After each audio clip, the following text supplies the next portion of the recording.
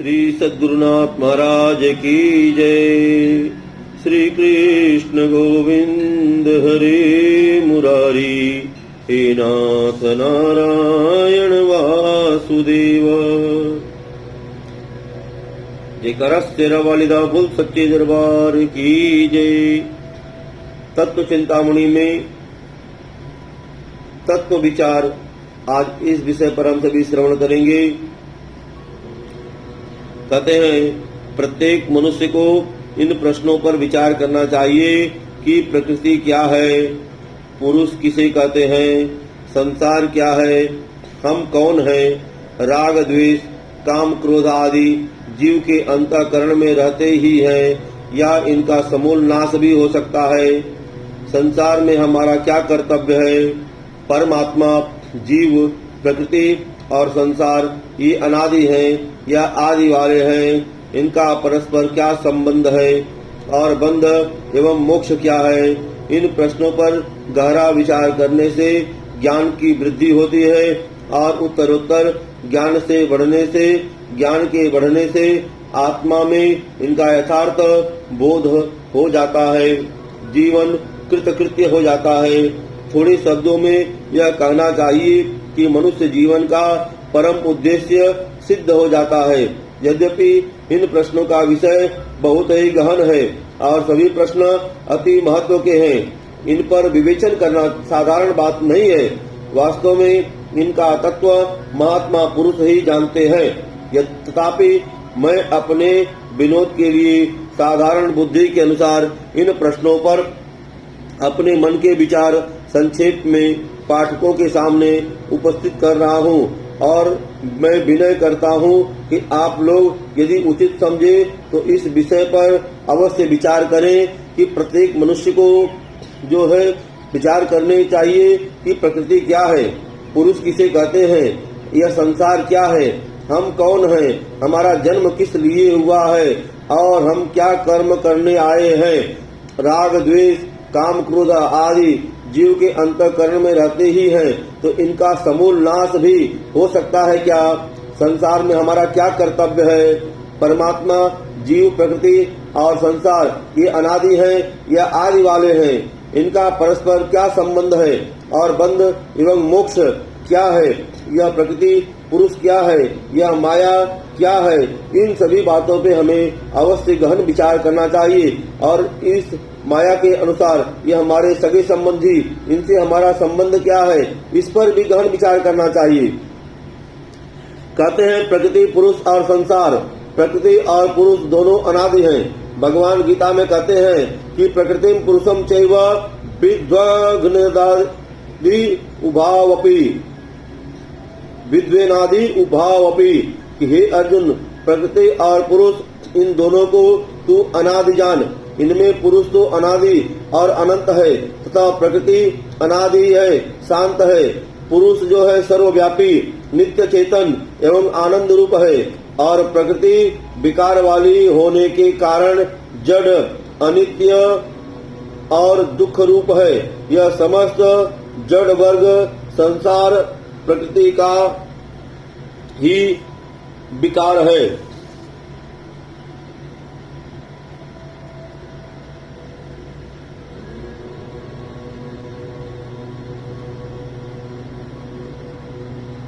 प्रकृति जब अक्रिय रूप हो जाती है तब प्रकृति का विकार रूप या जड़ वर्ग संसार प्रकृति में लय हो जाता है। इसी को महाप्रलय कहते हैं। और जब यह प्रकृति पुरुष के सकाश से क्रिया वाली होती है तब सर्ग के आदि में इससे इस जड़ वर्ग संसार का विस्तार होता है। इसलिए कार्य और कारण के विस्तार से प्रकृति को ही हेतु बतलाया गया है।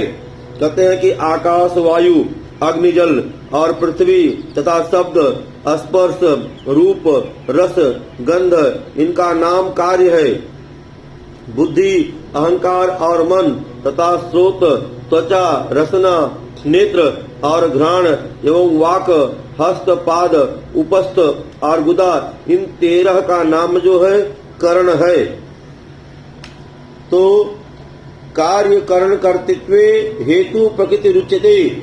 श्री गीता के अध्याय संख्या 13 में श्लोक संख्या 20 कि सबसे पहले प्रकृति से महत्त्व की उत्पत्ति होती है और इस महत्त्व को ही समष्टि बुद्धि कहते हैं और संपूर्ण जीवों की व्यष्टि बुद्धियां इस समष्टि बुद्धि का ही विस्तार है।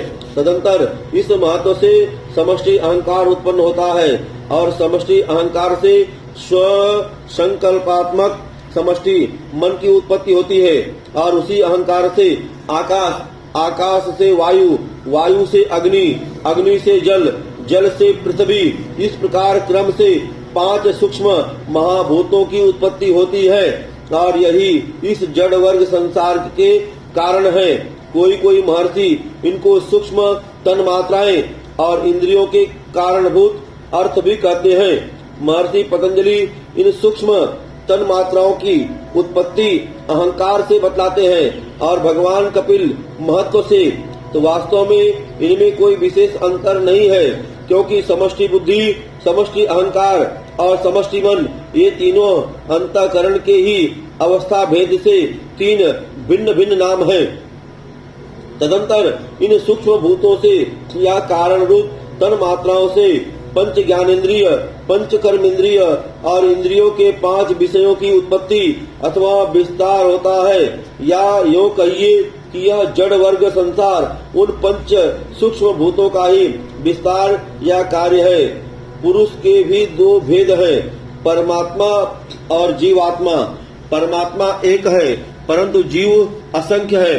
परमात्मा के 2 स्वरूप हैं, एक गुणातीत जिसे सच्चिदानंद कहते हैं जो सदा ही माया और माया के कार्य संसार से अतीत है, एवं जो अनादि और अनंत है। सत्यम ज्ञानम अनंतम ब्रह्मा विज्ञानामानंद ब्रह्मा आनंदो ब्रह्मोति रसो वैसः एकमेवाद्वितीयम् एषा अस्य परमा गतिरेषास्य परमा संपतः एषो अस्य परमम् आनंदः आदि विशेषणों से श्रुतियां जिसका वर्णन करती हैं।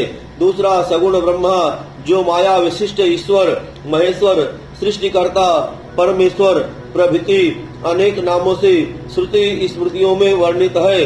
वस्तुतः विज्ञानानंद घन निराकार ब्रह्मा और महेश्वर सगुण ब्रह्मा सर्वथा अभिन्न है, 2 नहीं है। परमात्मा के जिस अंश से सत्व रज तम त्रिगुणमय संसार है, श्रुति स्मृतियों ने उसको सगुण ब्रह्मा और जहाँ त्रिगुणमय प्रकृति और संसार का अत्यंत अभाव है उसको गुणातीत विज्ञानानंद घन नाम से वर्णन किया है। वास्तव में परमात्मा शब्द से सगुण निर्गुण दोनों मिलकर समग्र ब्रह्म ही समझना चाहिए।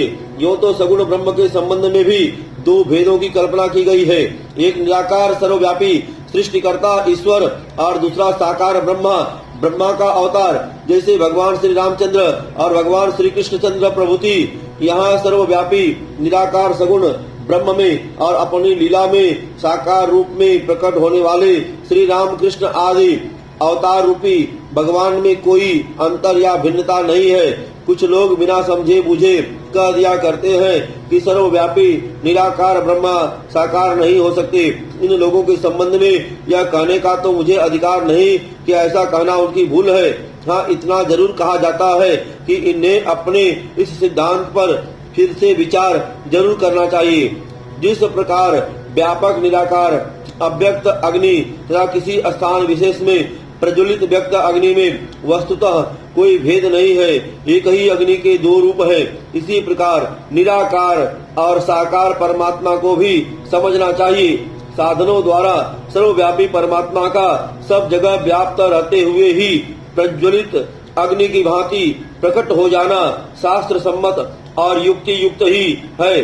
भगवान ने स्वयं श्री मुख से कहा है कि अजो अपि सत्रव्यायात्मा भूतानामीश्वरो अपि सन प्रकृतिम स्वामधिष्ठाय संभवाम्यात्मा मायया।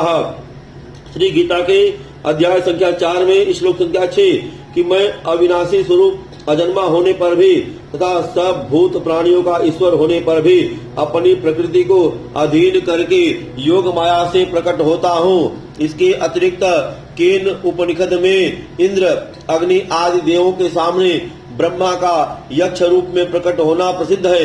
किसी किसी का कहना है कि जब भगवान इस प्रकार एक जगह प्रकट हो जाते हैं तब अन्य सब स्थानों में तो उनका अभाव हो जाना चाहिए, परंतु ऐसा कथन भगवान के तत्व को न जानने के कारण ही होता है। और हम देखते हैं कि यह बात तो अग्नि में भी चरितार्थ नहीं होती। जब पत्थर या दिया सलाई की रगड़ से अग्नि प्रकट होती है तो निराकार से साकार रूप में परिणत होती है, तब क्या अन्य सब स्थानों में उसका अस्तित्व मिट जाता है या वह वहाँ प्रकट नहीं होती? फिर भगवान की तो बात ही क्या है। भगवान तो ऐसे सर्वव्यापी है कि अग्नि आदि पंचभूतों की कारण रूपा प्रकृति भी उनके किसी अंश में उनके संकल्प के आधार पर स्थित है। ऐसे परमेश्वर के संबंध में इस प्रकार कुतर्क करना अपनी बुद्धि का ही परिचय देना है। अब जीवात्मा की बात रही, भली भांति विचार कर देखने से तो यही सिद्ध होता है कि जीवात्मा परमात्मा से भिन्न नहीं है, क्योंकि श्रुति स्मृतियों में जीवात्मा को परमात्मा का अंश बतलाया है। भगवान कहते हैं कि ममई वांसो जीवलोके जीवभूता सनातनः, श्रीमद् भगवद गीता अध्याय संख्या 15 श्लोक संख्या 7, कि इस देह में यह जीवात्मा मेरा ही सनातन अंश है। गोसाई जी भी ईश्वर अंश जीव अविनाशी कहकर इसी सिद्धांत की पुष्टि करते हैं। अंश अंशी से उसी प्रकार भिन्न नहीं होता जिस प्रकार तरंगे समुद्र से भिन्न दिखती हुई भी वस्तुतः उससे भिन्न नहीं है। जीव के भी दो भेद हैं, एक बद्ध दूसरा मुक्त। बद्ध वह है जो शरीर की उत्पत्ति और विनाश में अज्ञान के कारण आत्मा का जन्मना मरना मानता है, और मुक्त उसे कहते हैं जिसके अज्ञान का नाश हो गया हो और जो भावी आवागमन के चक्र से सर्वथा छूट गया हो। वास्तव में तो ऐसे पुरुष की जीव संज्ञा ही नहीं है। यह भेद तो केवल समझाने के लिए किया गया है, उसकी स्थिति तो अनिर्वचनीय ही होती है। मुक्ति भी दो प्रकार की है, एक निराकार सच्चिदानंद घन ब्रह्म में अभेद रूप से मिल जाना और दूसरी साकार सगुण ब्रह्म के परम धाम में, जिसको सत्यलोक आदि नामों से शास्त्रों ने निर्देश किया है। जाकर सगुण पुरुषोत्तम भगवान की सन्निधि में निवास करना। इस दूसरी प्रकार की मुक्ति के भी चार भेद हैं, सालोक्य, सामीप्य, स्वरूप्य और सायुज्य। कोई महानुभाव सृष्टि नामक एक प्रकार की मुक्ति और बताकर इसके 5 भेद, परंतु अस्पष्टि मुक्ति सारूप्य के अंतर्गत आ जाती है। जब तक जीव को अज्ञान रहता है तभी तक उसकी बद्ध संज्ञा है। जब उसे परमात्मा के तत्व का यथार्थ ज्ञान हो जाता है तब उसकी मुक्त संज्ञा हो जाती है। परमात्मा के चेतन अंश की यह जीव संज्ञा अनादि और अंत वाली है, अर्थात है तो अनादिकाल से, परंतु मिट सकती है। जब यह जीव स्थूल शरीर में आता है और जागृत अवस्था में रहता है, उस समय इसका 24 तत्वों वाले तीनों स्थूल सूक्ष्म कारण शरीर और 5 कोषों से संबंध रहता है। कहते हैं कि ये 24 तत्व क्या है?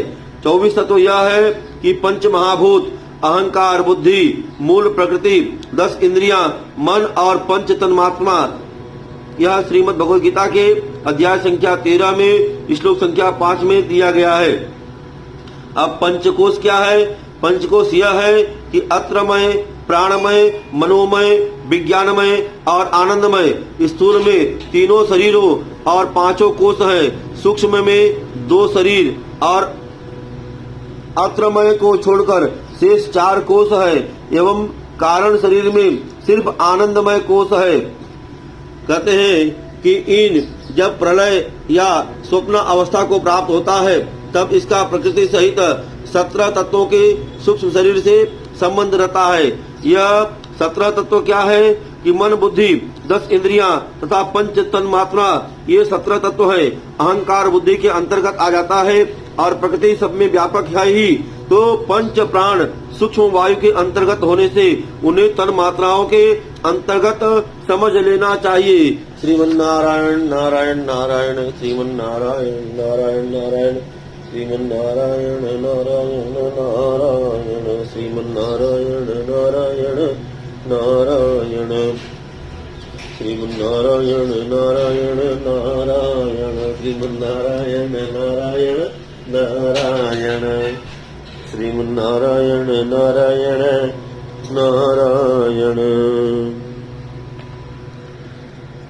कहते हैं कि जब यह ब्रह्मा जी के शांत होने पर महाप्रलय में या सुसुप्ति अवस्था में रहता है, तब इसका केवल प्रकृति के साथ संबंध रहता है। इसी को कारण शरीर कहते हैं, जो मूल प्रकृति का एक अंश है। सर्ग के अंत में गुण और कर्मों के संस्कारों का समुदाय कारण रूपा प्रकृति में लय हो जाता है और सर्ग के आदि में पुनः उसी से प्रकट हो जाता है और उसी गुण कर्म समुदाय के अनुसार ही परमेश्वर संपूर्ण भूत प्राणियों को संसार में रचते हैं। भगवान ने कहा है कि सर्वभूतानि कौन्तेय प्रकृतिम यान्ति मामिकाम कल्पक्षये पुनः स्थानि कल्पादो विसृजाम्यहम्। श्रीमद् भगवद गीता के अध्याय संख्या 9 श्लोक संख्या 7 में कि हे अर्जुन, कल्प के अंत में सब भूत मेरी प्रकृति को प्राप्त होते हैं, अर्थात प्रकृति में लय होते हैं और कल्प के आदि में उनको मैं फिर रचता हूँ। जीव में जो चेतनता है वह परमात्मा का अंश होने से वस्तुतः परमात्मा स्वरूप ही है। अतः उस चेतनात्म को अनादि और अनंत ही समझना और मानना चाहिए। परंतु जीव के साथ जो प्रकृति का संबंध है वह अनादि और शांत है, क्योंकि प्रकृति स्वयं ही अनादि एवं शांत है। तो प्रकृति के दो भेद हैं, एक विद्या और दूसरी अविद्या। विद्या के द्वारा परमात्मा संसार की रचना करते हैं और अविद्या के द्वारा जीव मोहित हो रहे हैं। जब जीव अविद्या जनित रज और तम को लांघकर केवल सत्व में स्थित हो जाता है, तब उसके अंतःकरण में विद्या अर्थात ज्ञान की उत्पत्ति होती है। फिर उस ज्ञान के द्वारा अज्ञान का नाश होने पर वह ज्ञान भी स्वमेव शांत हो जाता है। जैसे काठ से उत्पन्न अग्नि काठ को जलाकर स्वयं भी शांत हो जाती है, इसी प्रकार शुद्ध अंतःकरण में उत्पन्न ज्ञान अज्ञान को मिटाकर स्वयं भी मिट जाता है। उस समय यह जीव विद्या और अविद्या उभय रूपा प्रकृति से सर्वथा मुक्त होकर सच्चिदानंद घन परमात्मा के स्वरूप को अभिन्न रूप से प्राप्त हो जाता है। इसी को अभेद मुक्ति कहते हैं। फिर उसकी दृष्टि में न ज्ञान है और न अज्ञान ही है। वह संपूर्ण उपाधियों से रहित केवल शुद्ध चेतन स्वरूप है और उसके स्वरूप का वर्णन हो ही नहीं सकता, क्योंकि वह वाणी से अतीत है। वर्णन की बात तो अलग रही, उसकी स्थिति को मन बुद्धि से समझ लेना भी अत्यंत दुर्गम है, क्योंकि वह मन बुद्धि से परे है। उसके संबंध में जो कुछ भी वर्णन मनन या निश्चय किया जाता है, वस्तुतः वह इन सबसे अत्यंत विलक्षण है। उसकी इस विलक्षणता को समझ लेना मनुष्य की बुद्धि से बाहर की बात है। जिसको वह स्थिति प्राप्त है वही इस बात को समझता है। वस्तुतः यह कहना भी केवल समझाने के लिए ही है।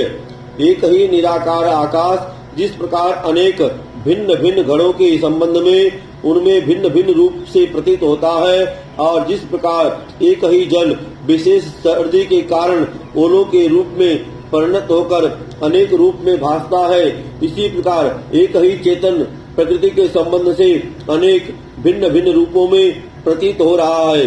यद्यपि घटाकाश और महाकाश में कोई भिन्नता नहीं, तथापि उपाधि भेद से वह आकाश विभिन्न नाना रूपों में दिखलाई पड़ता है।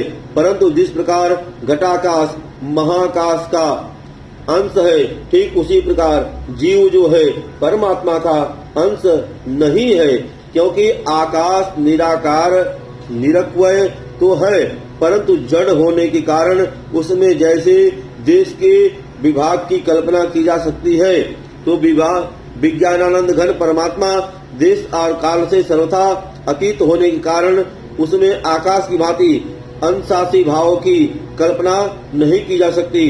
वास्तव में परमात्मा के अंशांशी भाव की कल्पना को बतलाने वाला संसार में कोई दूसरा उदाहरण है ही नहीं। दूसरा स्वप्न का उदाहरण भी दिया जाता है कि जैसे एक ही जीव स्वप्न अवस्था में मनोकल्पित सृष्टि को रचकर आप ही अपने अनेक रूपों की कल्पना कर सुख दुख को प्राप्त होता है, परंतु स्वप्न की सृष्टि में प्रतीत होने वाले वे अनेक पदार्थ उसी की अपनी कल्पना होने के कारण उससे भिन्न नहीं है।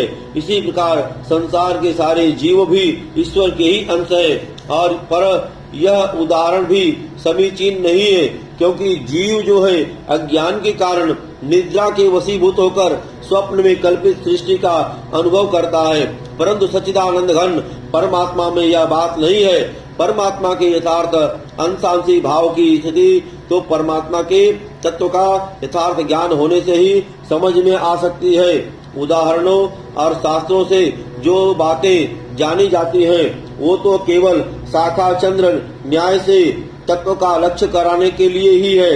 वास्तविक स्वरूप तो अत्यंत ही विलक्षण है। प्रकृति के विकार, संसार और पुरुष अर्थात जीवात्मा एवं परमात्मा का वर्णन संक्षेप में किया जा चुका है। अब अगले प्रश्नों पर विचार करना है कि हम कौन हैं। जीवात्मा ही इस मनुष्य शरीर में अर्थात हम शब्द का वाच्य है और वह वस्तुतः नित्य चेतन और आनंद रूप है तथा इस 24 तत्वों वाले जड़ दृश्य शरीर से अत्यंत विलक्षण है। शरीर अनित्य है, क्षण भंगुर और नाशवान है। अज्ञान से इसकी स्थिति और ज्ञान से ही इसका अंत है। इसलिए श्री भगवान ने सब शरीरों को अंत वाले बतलाया है कि अंतवंत इमे देहा। श्री गीता के अध्याय संख्या 2 में श्लोक संख्या 18 कि परंतु माया के कार्य रूप शरीर के साथ संबंध होने के कारण अविनाशी, अप्रमेय, नित्य चेतन जीवात्मा सुख दुख का भोक्ता और नाना प्रकार की योनियों में गमनागमन करने वाला कहा गया है।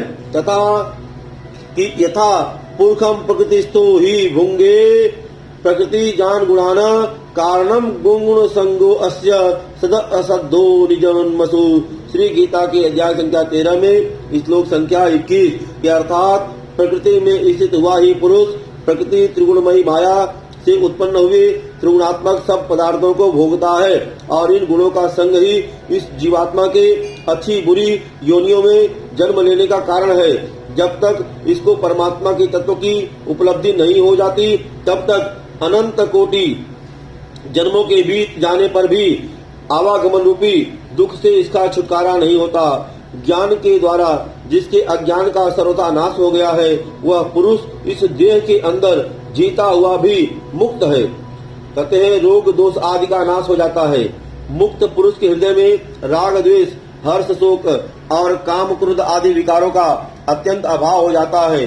किसी किसी का कथन है कि ज्ञान के अनंतर भी ज्ञानी के हृदय में राग द्वेष हर्ष शोक काम क्रोध और सुख दुख आदि होते हैं। श्रीमन्नारायण नारायण नारायण श्रीमन्नारायण नारायण नारायण श्रीमन्नारायण नारायण नारायण श्रीमन्नारायण नारायण नारायण श्रीमन्नारायण नारायण नारायण श्रीमन्नारायण नारायण नारायण।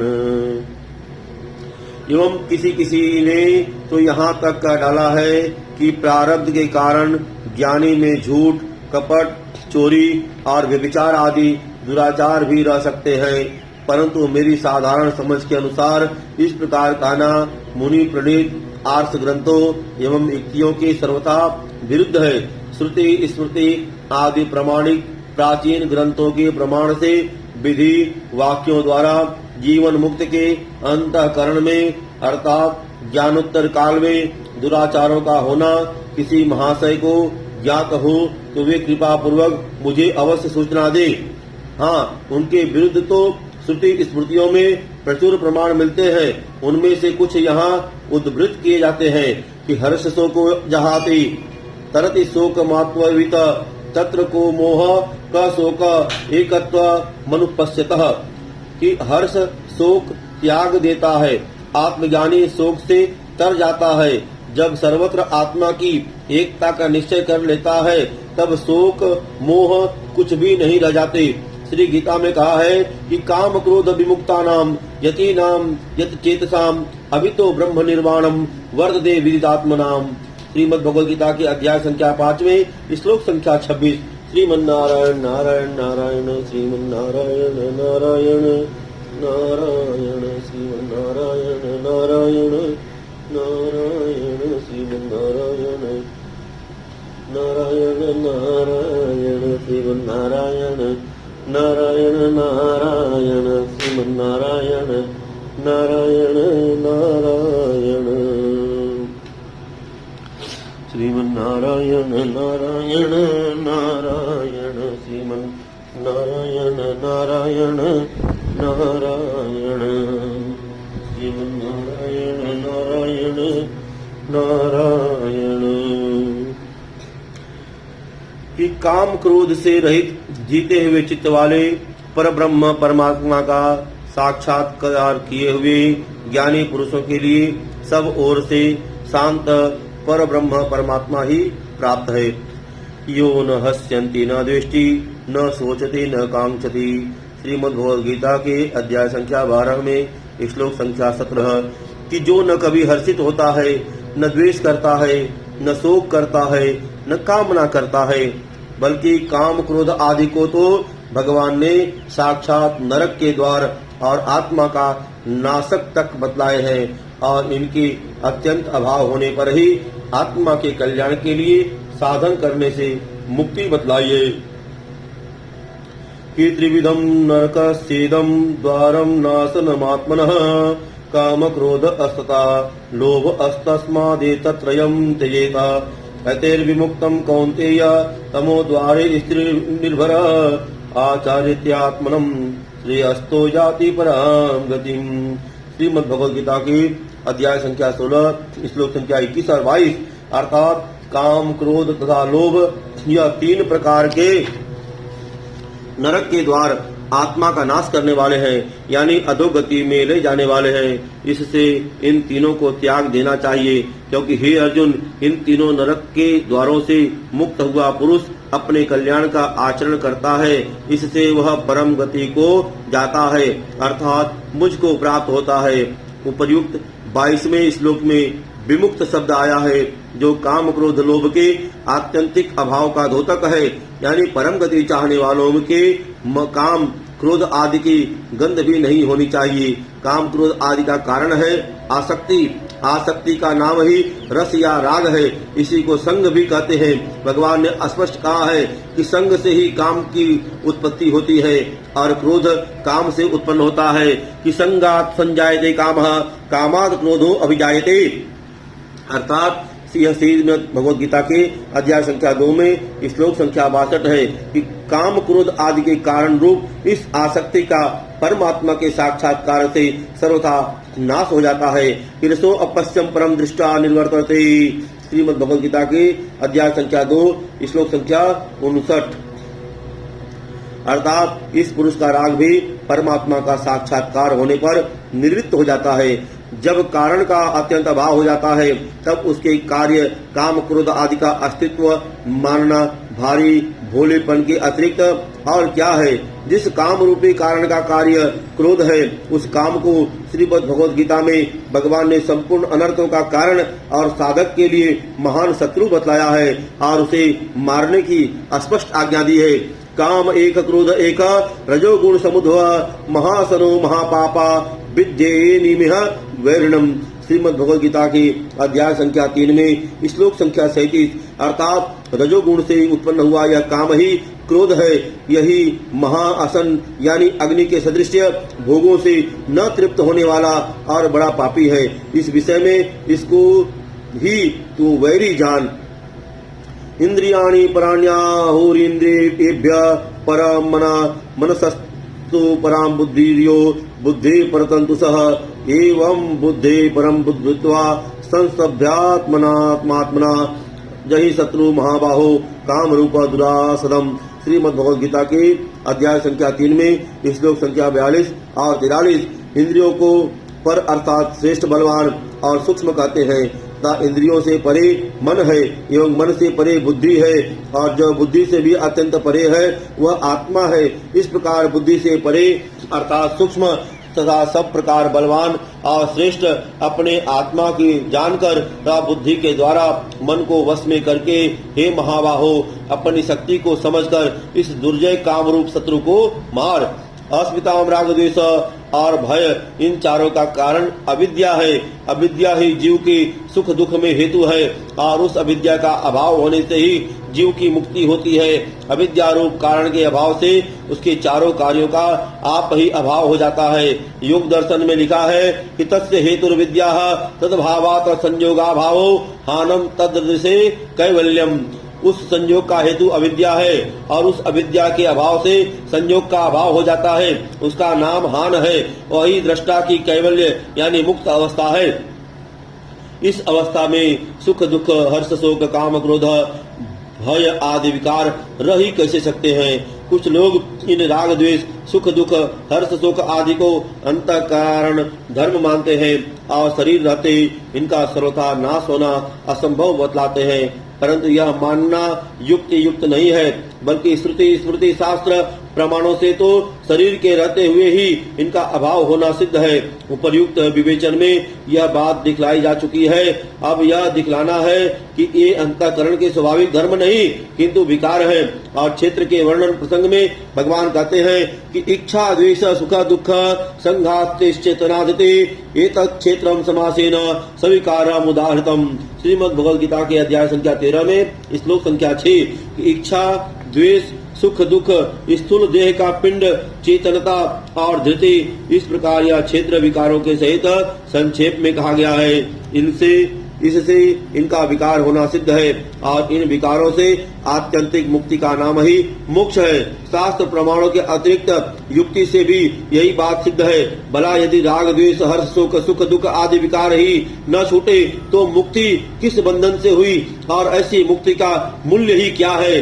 यदि सुख दुख हर्ष शोक काम क्रोध आदि स्वाभाविक धर्म होते तो वे धर्मी से कदापि अलग नहीं हो सकते और धर्मी के नाश होने पर भी उनका नाश होता, परंतु ऐसा न होकर अंतःकरण रूप धर्मी के रहते हुए ही इनका घटना बढ़ना और नष्ट होना देखा जाता है।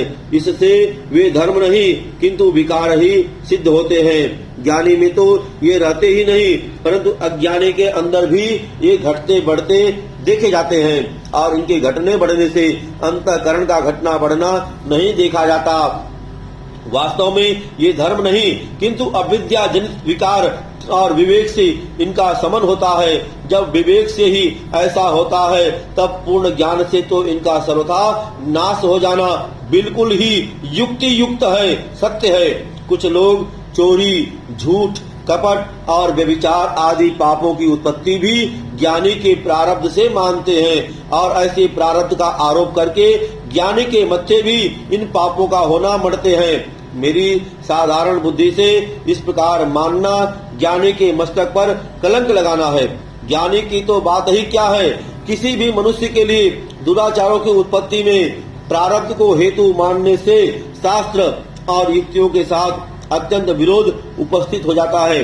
जैसे सत्यम वदम धर्मचर स्वाध्यायान्मा प्रमदः धर्मान्नम प्रमदितव्यम 33 श्रुति में आदि श्रुति के विधि वाक्यों का और सुरा न पिबेत आदि निषेध वाक्यों का कोई मूल्य ही नहीं रह जाएगा और सारे विधि निषेधात्मक शास्त्र सर्वथा व्यर्थ हो जाएंगे।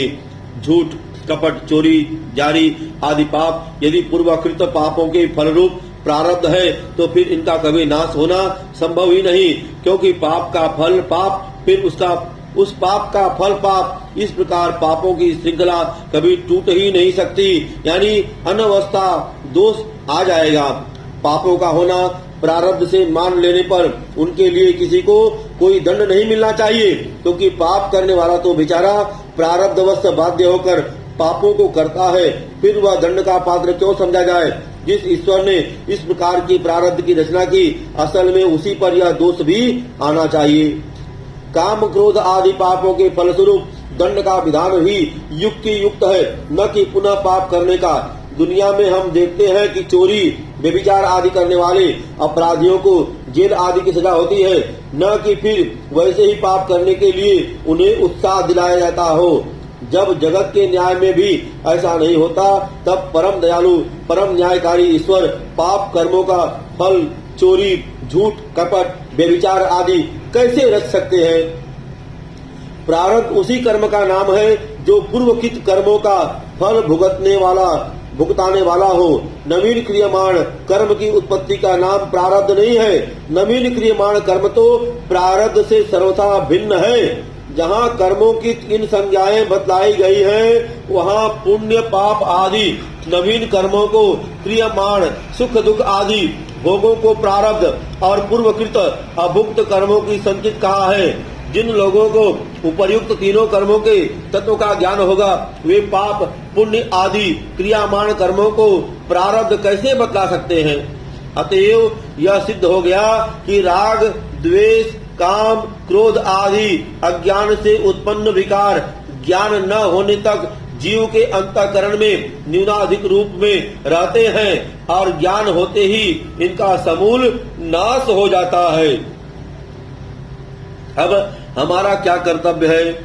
84 लाख योनियों में मनुष्य ही कर्म योनि है, अर्थात इस मनुष्य शरीर में किए हुए कर्मों का फल ही जीव को अन्यान्य सारी योनियों में भोगना पड़ता है। मनुष्य, पितृ और देव ये 3 उत्तम योनियां मानी गई है। इनके अतिरिक्त शेष सभी पाप योनियां हैं और इन तीनों में भी मुक्ति के संबंध में तो मनुष्य की ही प्रधानता है। यद्यपि मनुष्य की अपेक्षा देव और पितृ अधिक पुण्य योनि है और उनमें बुद्धि तथा सामर्थ्य की भी विशेषता है, परंतु भोगों की बाहुल्यता के कारण देव और पितृ योनि के जीव मुक्ति के मार्ग पर आरूढ़ होने में प्रायः असमर्थ ही रहते हैं। जब इस लोक में भी विशेष समृद्धिशाली मनुष्य भोग विलास में फंसे रहने के कारण मुक्ति के मार्ग पर नहीं आते, तब स्वर्ग आदि लोकों में अनेक सिद्धियों को प्राप्त और भोग सामग्री से अनुरक्त लोग मुनि मार्ग में कैसे लग सकते हैं, मुक्ति मार्ग में कैसे लग सकते हैं। अतएव बड़े ही सुकृतों के संग्रह होने पर भगवत कृपा से यह परम दुर्लभ और मुक्ति का साधन मनुष्य शरीर मिलता है। भगवान दया करके जीव को मुक्त होने का यह एक सुअवसर देते हैं कि आकर 4,84,000 जो निभ्रमत यह जीव अविनाशी, फिरत सदा माया कर प्रेरा, काल कर्म स्वभाव गुण घेरा, कबहु करी करुणा तर कबहु करी करुणा नर देही, अदेत ईश बिन हेतु सनेही।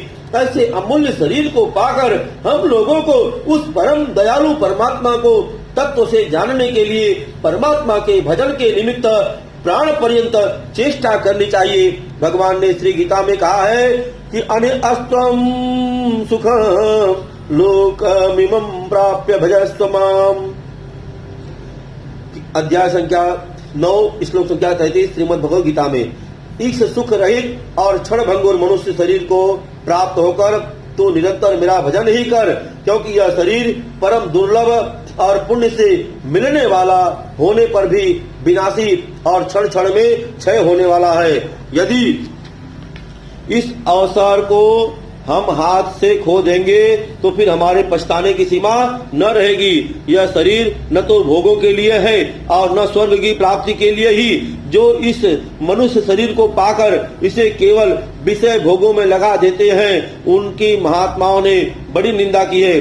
गोस्वामी जी दास कहते हैं कि यही तन कर फल विषय न भाई, स्वर्ग हो स्वल्प अंत दुखदाई, नर तनु पाई विषय मन देही, पलटी सुधाते सठ बिसलेही, ताहि कबहु भल कहीं न कोई, गुंजा ग्रही परस मन खोई।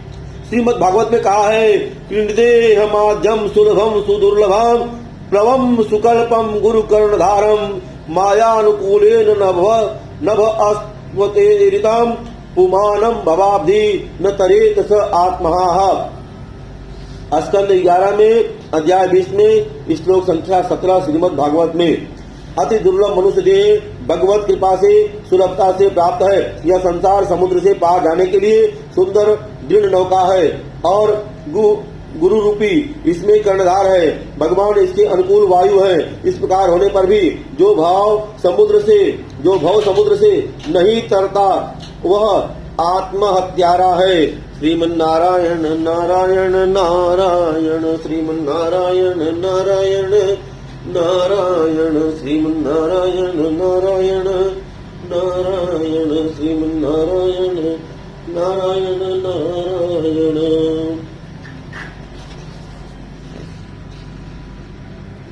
कहते हैं कि जो न तरे भव सागर नर समाज अस पाय, असो कृत निंदक मंदबती आत्मा हन गति जाय। यह शरीर तो आत्मा के कल्याण के लिए है। शास्त्रों में आत्म कल्याण के अनेक उपाय और युक्तियां बतलाई गई हैं। गीता के 4थे अध्याय में विविध यज्ञों के नाम से, पातंजल योग दर्शन में चित्त निरोध के नाम से, उपनिषद आदि में ज्ञान के नाम से, और सांडिल्य, नारद और व्यास आदि ने भक्ति के नाम से परमात्मा का तत्व जानने के लिए अनेक उपाय बतलाए हैं। परंतु इन सब में सर्वोत्तम उपाय परमात्मा की अनन्य भक्ति या अनन्य शरण ही समझनी चाहिए। योग वशिष्ठ में कहते हैं, ईश्वर प्राण ध्यान अद्वा, ईश्वर शरणागति से चित्त ईश्वर में निरुद्ध हो सकता है। सांडिल्य सूत्र में कहते हैं, सा प्रानुरक्ति ईश्वरे, ईश्वर में परम अनुक्ति ही भक्ति है। और नारद सूत्र में कहते हैं, तदर्पिता खिलाचारिता तद्धि स्मरणे पर व्याकुले तेति, समस्त आचार भगवान के अर्पण करके भगवान को ही स्मरण करते रहना और विस्मरण होते ही परम व्याकुल हो जाना। कि न साधयति मा योगे न साख्यम धर्म उद्वय न स्वाध्याय अस्तपरस्त्वागे यथा भक्तिर्मयोजिता भक्त्या महेकताम प्रायम श्रद्धया आत्मा प्रिय सताम भक्ति पुनाति मत्रिष्टाम स्वापाकानपि संभवात धर्म सत्य दयोपेते विद्या वा तपसान्विता मद भक्त्या पेतमत्मात्माना न संविकम प्रपुनाति ही। श्रीमद् भागवत में स्कंद 11 के अध्याय 14 में श्लोक संख्या 20 और श्लोक संख्या 22 कि हे उद्धव, मेरी प्राप्ति कराने में मेरी दृढ़ भक्ति के समान योग, सांख्य, धर्म, स्वाध्याय, तप अथवा दान कोई भी समर्थ नहीं है। साधु जनों का प्रिय आत्मा रूप मैं एकमात्र श्रद्धा संपन्न भक्ति से ही सुलभ हूँ। मेरी भक्ति चांडाल आदि को भी उनके जातीय द्वेष दोष से छुड़ाकर पवित्र कर देती है। मेरी भक्ति से हीन पुरुष को सत्य और दया से युक्त धर्म अथवा तप सहित विद्या भी पूर्णतया पवित्र नहीं कर सकती। श्री गीता में भगवान कहते हैं कि ना हम वेदैर्नम तपसा न दानेन न चेच्चेदा चेज्जया सक्यम एवं विदो द्रष्टु दुष्टवानसी मायताः। श्रीमद् भगवद गीता के अध्याय संख्या 11 में श्लोक संख्या 53 कि हे अर्जुन, न वेदों से, न तप से, न दान से और न यज्ञ से इस प्रकार चतुर्भुज रूप वाला मैं देखा जाने को शक्य हूँ कि जैसे मुझको तुमने देखा है। कि मनमनाम मद्भक्तो मनमनाम भव मद्भक्तो मद्दाजी मां नमस्कुरु मामे वैश्यसी सत्यम ते प्रतिजाने प्रियो असि मे सर्वधर्मान्या परित्यज्य मामेकम शरणं व्रज अहम त्वाम सर्व पापेभ्यो मोक्षयिष्यामि मा शुचः। श्रीमद् भगवद गीता के अध्याय संख्या 18 में श्लोक संख्या 65 और 66। इसलिए तू केवल मुझ सच्चिदानंद घन वासुदेव परमात्मा में ही अनन्य प्रेम से नित्य निरंतर अचल मन वाला हो और मुझ परमेश्वर को ही अतिशय श्रद्धा भक्तिमय निष्काम भाव से नाम गुण और प्रभाव के श्रवण कीर्तन मनन और पठन पाठन द्वारा निरंतर भजने वाला हो तथा मेरा शंख चक्र गदा पद्म और किरीट कुंडल आदि भूषणों से युक्त पीताम्बर बनमाला और कौस्तुभ मणिधारी विष्णु का मन वाणी और शरीर के द्वारा सर्वस्व अर्पण करके अतिशय श्रद्धा भक्ति और प्रेम से विह्वलता पूर्वक पूजन करने वाला हो और मुझ सर्वशक्तिमान विभूति बल ऐश्वर्य माधुर्य गंभीरता उदारता वात्सल्य और सुहृदता आदि गुणों से संपन्न सबके आश्रय रूप वासुदेव को विनय भाव पूर्वक भक्ति सहित साष्टांग दंडवत प्रणाम कर। ऐसा करने से तू मुझको ही प्राप्त होगा। या मैं तेरे लिए सत्य प्रतिज्ञा करता हूँ, क्योंकि तू मेरा अत्यंत प्रिय सखा है। इससे सर्व धर्मों को अर्थात संपूर्ण कर्मों के आश्रय को त्याग कर केवल एक मुझ सच्चिदानंद घन वासुदेव परमात्मा की ही अनंत शरण को प्राप्त हो। मैं तुझको संपूर्ण पापों से मुक्त कर दूंगा, तू शोक मत कर। अतएव मनुष्य शरीर पाकर ऋषियों के और साक्षात भगवान के वचनों में विश्वास कर हमें भगवान के भजन ध्यान में तत्पर होकर लग जाना चाहिए। कहते परमात्मा जीवात्मा संसार और प्रकृति का विषय परमात्मा जीवात्मा का संसार रहित प्रकृति और इनका परस्पर संबंध अर्थात जीव और परमात्मा का संबंध, जीव और प्रकृति का संबंध तथा प्रकृति और परमात्मा का संबंध, परस्पर का भेद और कर्म, ये 6 अनादि है। इनमें सच्चिदानंद घन परमात्मा अपने चेतन अंश सहित अनादि और अनंत है। शेष सभी अनादि और शांत है। जीव और परमात्मा का अंशांशी संबंध है। यह अंशांशी संबंध अनेक भावों से माना जाता है, जैसे दास्य भाव, सख्य भाव और माधुर्य भाव आदि। इस संबंध की अवधि जीव की इच्छा पर अवलंबित है। जीव और प्रकृति में भोक्ता और भोग्य संबंध है। जीव चेतन होने के कारण भोक्ता है और प्रकृति जड़ होने से भोग्य है। कि पुरुषम सुख दुखानाम भोक्तृत्वे हेतुरुच्यते। श्रीमद् भगवद गीता के अध्याय संख्या 13 में श्लोक संख्या 20 की जीवात्मा सुख दुखों के भोक्तापन में हेतु कहा जाता है। परंतु कोई कोई अंतःकरण को भोक्ता मानते हैं, पर उनका मानना युक्ति युक्त नहीं। कारण अंतःकरण जड़ होने से उसमें भोक्तृत्व संभव नहीं। शुद्ध आत्मा भी भोक्ता नहीं है। जो केवल शुद्ध आत्मा को भोक्ता मानता है उसे भगवान ने मूढ़ कहा है। अतएव प्रकृत अस्त पुरुष ही भोक्ता है। प्रकृति और परमात्मा का संबंध शक्ति और शक्तिमान के सदृश है। संपूर्ण संसार की उत्पत्ति महासर्ग के आदि में प्रकृति और परमेश्वर के संबंध से ही होती है। शास्त्रों में जहाँ जहाँ प्रकृति से संसार की उत्पत्ति बतलाई है, वहाँ वहाँ भगवान की अध्यक्षता में ही बतलाई है। मया अध्यक्षेण प्रकृति सूयते सचराचरम। श्रीमद् भगवद गीता की अध्याय संख्या 9 में श्लोक संख्या 10 कि मेरी अध्यक्षता में ही प्रकृति माया चराचर सहित समस्त जगत को रचती है। जहाँ परमेश्वर के द्वारा इस संसार की उत्पत्ति बतलाई है, वहाँ कहीं प्रकृति को द्वार कहा है और कहीं योनि। मम योनिर्मह द्विया तस्मिन्नार्धम ददाम्यहम।